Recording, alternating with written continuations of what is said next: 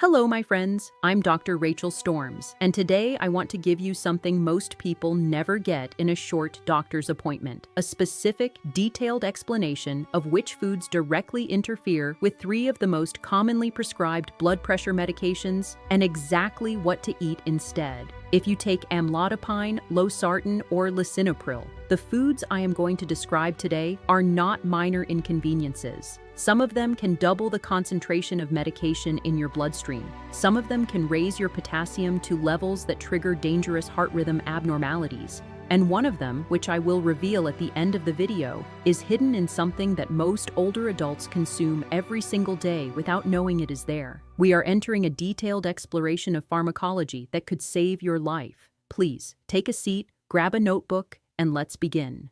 Hypertension is often called the silent killer because it works without symptoms until a crisis occurs. Millions of seniors rely on these 3 medications to stay safe. But a medication is only as effective as the environment it enters. When you swallow that pill, it embarks on a complex journey through your digestive system, into your liver, and eventually your bloodstream. This journey is governed by enzymes and receptors that are sensitive to the chemistry of the food you eat. Most patients believe that once they take their pill, the job is done. But the truth is, your breakfast, lunch, and dinner can either be a partner in your health or a direct antagonist to your treatment. In this video, we will bridge the information gap between your prescription bottle and your plate. We'll look at why healthy foods can sometimes be hazards, and how processed food manufacturers hide ingredients that counteract your doctor's best efforts.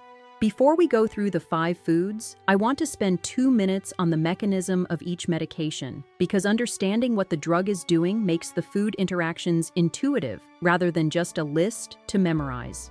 Amlodipine is a calcium channel blocker, which means it works by reducing the flow of calcium into the smooth muscle cells of artery walls, causing those walls to relax and the blood pressure to fall. I covered the calcium channel blocker mechanism in detail in my previous video on beta blockers and calcium channel blockers. But for today, remember that Amlodipine focuses on the mechanical relaxation of your blood vessels. This relaxation allows blood to flow more easily, reducing the workload on your heart muscle. However, because it affects these muscle cells so directly, its concentration in your blood must be precisely controlled to avoid extreme drops in pressure. Losartan is an angiotensin receptor blocker, or ARB. It works by blocking the receptor for a hormone called angiotensin II, which would otherwise cause blood vessels to constrict and the kidneys to retain sodium and water. When that receptor is blocked, vessels relax and the kidneys excrete more sodium and water, both of which lower blood pressure.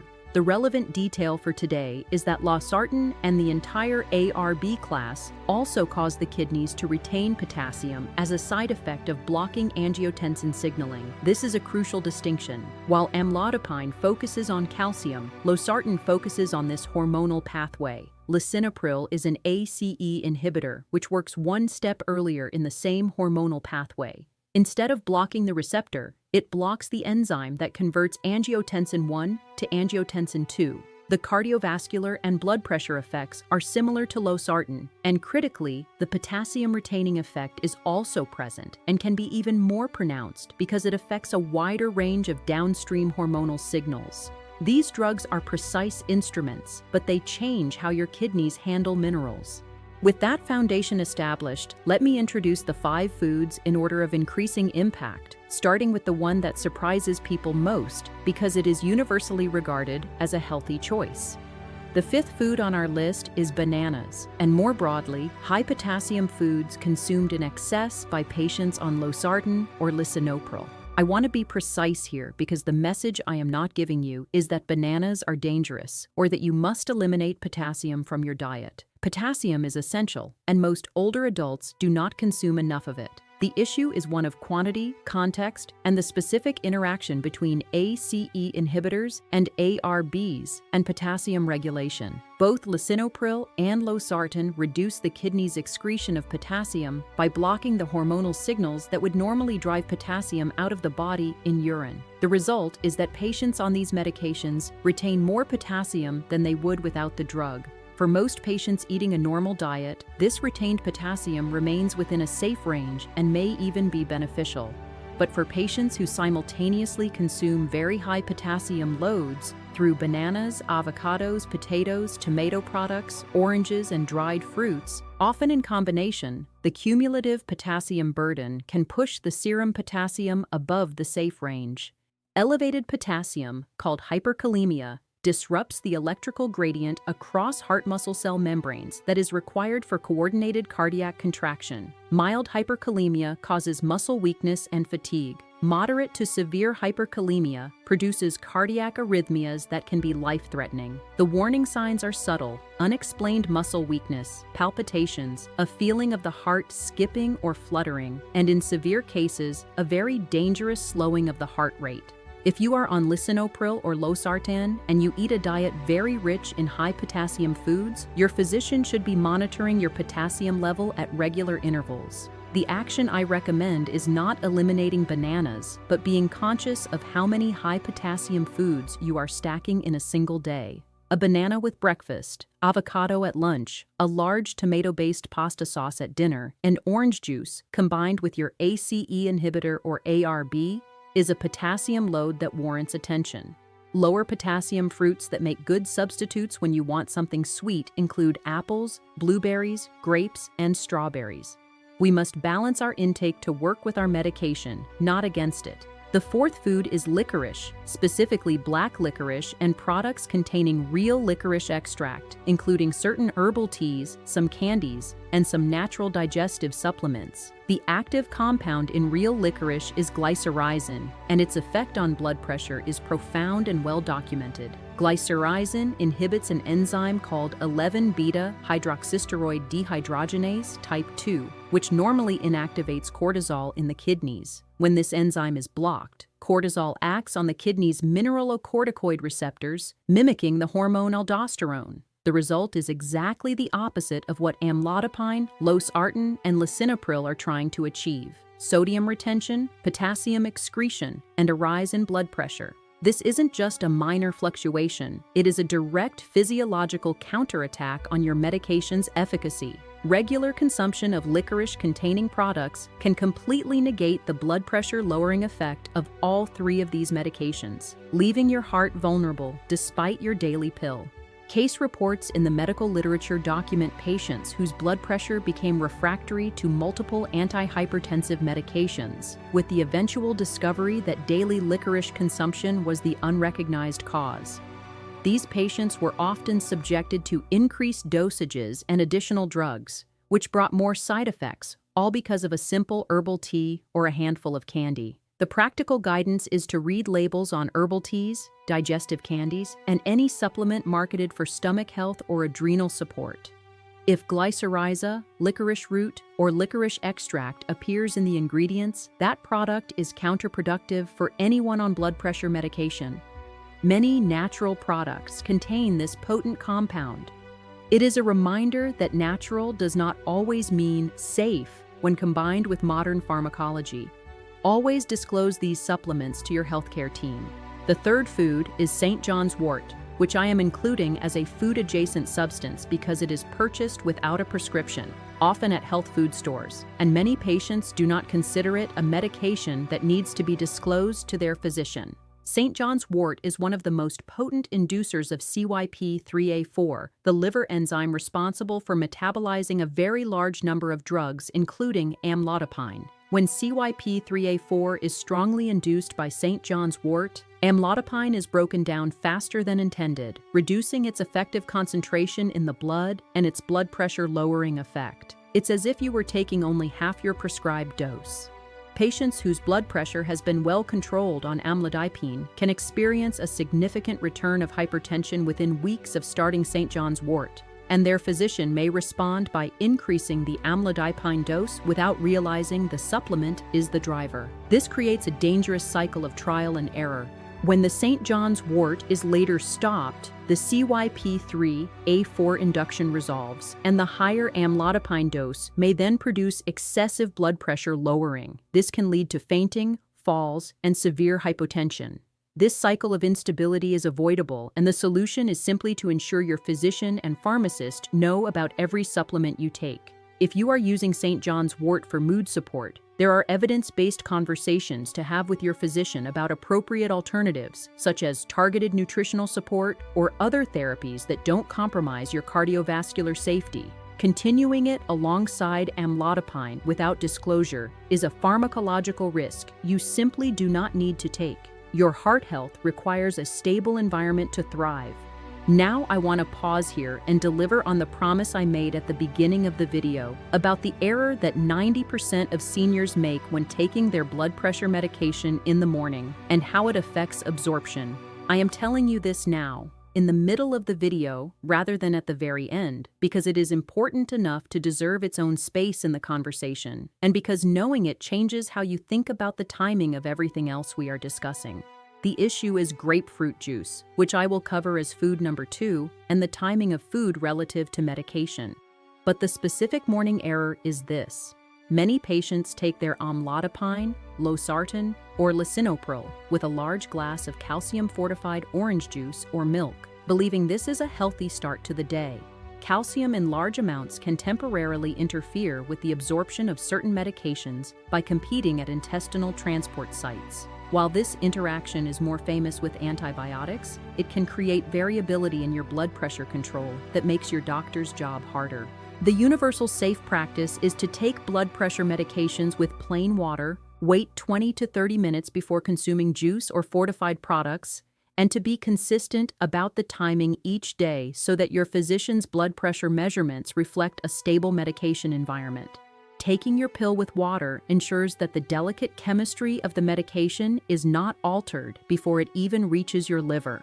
It also avoids the enzyme inhibition that occurs with other juices. This 20-minute window allows the medication to clear the stomach and begin its absorption phase unhindered. If you've been taking your pill with your morning smoothie or a latte, try switching to plain water and observe the difference in your energy levels and blood pressure readings over the next 2 weeks. Small changes in protocol yield large results in safety. The second food is grapefruit and grapefruit juice, which I have discussed in previous videos, but which deserves specific attention in the context of amlodipine, because the interaction is particularly significant with this medication. Grapefruit contains furanocoumarins that irreversibly inhibit CYP3A4 in the intestinal wall, reducing the first-pass metabolism of amlodipine and allowing significantly more of it to reach the bloodstream than the prescribed dose was designed to deliver. The effective blood concentration of amlodipine can increase by 50 to 80% after grapefruit consumption, depending on the amount consumed and individual metabolic variation. This is not a small or theoretical increase. It is the equivalent of taking nearly double your dose without knowing it. The consequence is a precipitous drop in blood pressure that your body may not be able to compensate for, especially when standing up quickly. A 50 to 80% increase in amlodipine concentration means that the blood pressure drop is proportionally greater, the peripheral vasodilation is more pronounced, and the risk of the side effects I described in my previous video, ankle swelling, dizziness on standing, and dangerous orthostatic hypotension, increases substantially. A single glass of grapefruit juice in the morning with your amlodipine is not a harmless habit. It is an unintentional dose increase that can lead to emergency room visits for unexplained falls or fainting spells. The guidance here is the same as I gave in the beta blockers video. Grapefruit and grapefruit juice need to be eliminated entirely, not simply reduced, for patients on calcium channel blockers. Tangelose and Seville oranges, which are used in some marmalades, contain lower but still relevant levels of the same compounds and are best avoided as well. Your safety depends on a predictable dose. The first food, the one I described as the most common and the most hidden, is sodium in processed and packaged foods. I am being specific about this because saying reduce sodium is advice that most patients have already heard and have not found actionable. It feels like a chore or an impossibility in a world of convenience. What I want to give you is the specific mechanism by which excess dietary sodium directly fights against what Losartan and Lisinopril are trying to achieve, and how to identify the sodium that is actually undermining your treatment without you realizing it. Losartan and Lisinopril lower blood pressure, partly by reducing sodium and water retention in the kidneys.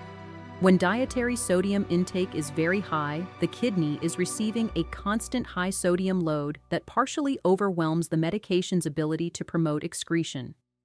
It's a physiological tug of war where your diet is pulling in the wrong direction. The net effect is that the blood pressure-lowering efficacy of the medication is reduced in proportion to the sodium load. Patients whose blood pressure is not responding as expected to their ACE inhibitor or ARB are often consuming far more sodium than they realize, not because they are adding salt to their food, but because the foods they eat contain sodium as a preservative, a flavor enhancer, or a stabilizing agent. This resistant hypertension is often just misunderstood hypertension. You might be taking the right pill but feeding the wrong fire. We need to look beyond the salt shaker and into the very fabric of our modern food supply. The sodium isn't just on the surface. It's baked, cured, and preserved into almost everything that comes in a box or a can. Recognizing this is the first step toward regaining control. The specific sources of hidden sodium that affect this patient population most significantly are bread and baked goods, which are the single largest source of dietary sodium in most Western diets, despite not tasting salty. A standard supermarket sandwich roll can contain 700 to 900 milligrams of sodium before any filling is added. 2 slices of typical sandwich bread contain 400 to 500 milligrams. A bowl of canned soup, even varieties marketed as heart-healthy or low sodium, commonly contain 600 to 900 milligrams per serving. Packaged deli meats, cottage cheese, condiments including ketchup and soy sauce, and breakfast cereals, including those marketed as healthy, all carry meaningful sodium loads that accumulate over the course of a day without the consumer tasting the salt. This is the bread trap. You don't taste the danger, but your kidneys feel it. The cumulative daily sodium intake of an older adult eating a typical packaged food diet can easily reach 3,000 to 4,000 milligrams daily, double or more the guideline of 1,500 milligrams recommended for adults over 50 with hypertension. This massive load forces your blood vessels to retain water, increasing the volume of blood your heart must pump and directly raising the pressure. It negates the diuretic effect of your Losartan and the enzymatic blockade of your Lisinopril. You are essentially asking your medication to bail out a sinking ship while you keep the hose running. The solution isn't to live in fear of food, but to make strategic replacements that lower the burden on your cardiovascular system. Let's look at the actionable steps to break this cycle and let your medication finally do its job. The practical strategy is not to obsessively count milligrams, but to identify the 2 or 3 highest sodium foods in your current diet and replace them with lower sodium alternatives. Baking your own bread or choosing genuinely low-sodium bread eliminates the largest single source. Replacing canned soups with homemade broth-based soups or low-sodium alternatives is the second most impactful change. Replacing deli meats with fresh roasted meat eliminates a source that combines high sodium with the nitrates I discussed in the lung mucus video. These 3 changes, made consistently, can reduce daily sodium intake by 1,000 to 1,500 milligrams, which is a clinically meaningful reduction that your blood pressure medication can then work with rather than against. This is how we win, not through deprivation, but through intelligent selection. Your body will thank you with lower numbers and more energy. Now let me give you the gold rule for taking these medications correctly, because the right technique amplifies everything I have described about avoiding the 5 foods. Take your blood pressure medication at the same time each day. Consistency and timing is more important than the specific time because your physician's measurements and dose adjustments are calibrated to a stable pharmacokinetic environment. If you take your pill at 8 a.m. one day and noon the next, your blood pressure will fluctuate, leading to false readings and potentially unnecessary dose increases. Take it with a full glass of plain water, not juice, not milk, not coffee.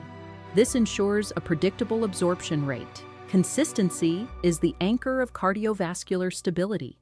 By creating a routine, you eliminate the variables that cause dangerous spikes and dips. If you take amlodipine specifically, morning dosing is generally preferred because the peripheral vasodilation it produces is better tolerated when you are upright and active than when you are lying down, where it can contribute to a steeper orthostatic pressure drop on rising. If you take Lisinopril or Losartan, some evidence supports evening dosing for better nocturnal blood pressure control, but this is a conversation to have with your prescribing physician in the context of your specific 24-hour blood pressure pattern. Every body is different, and your circadian rhythm plays a role in how these hormones fluctuate. The key is to have the conversation and then stick to the agreed-upon schedule.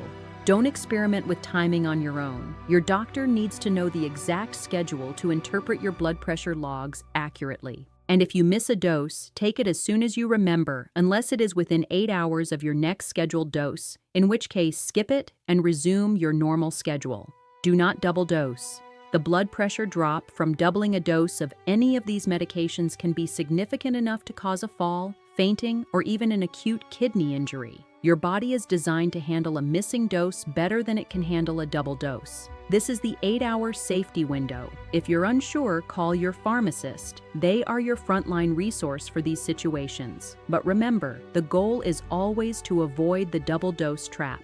Safety first, always. Set an alarm on your phone or use a physical pill organizer to ensure this never becomes an issue. Prevention is easier than correction. Before we close, I want to connect this video to the broader pattern of information I have been building across this series.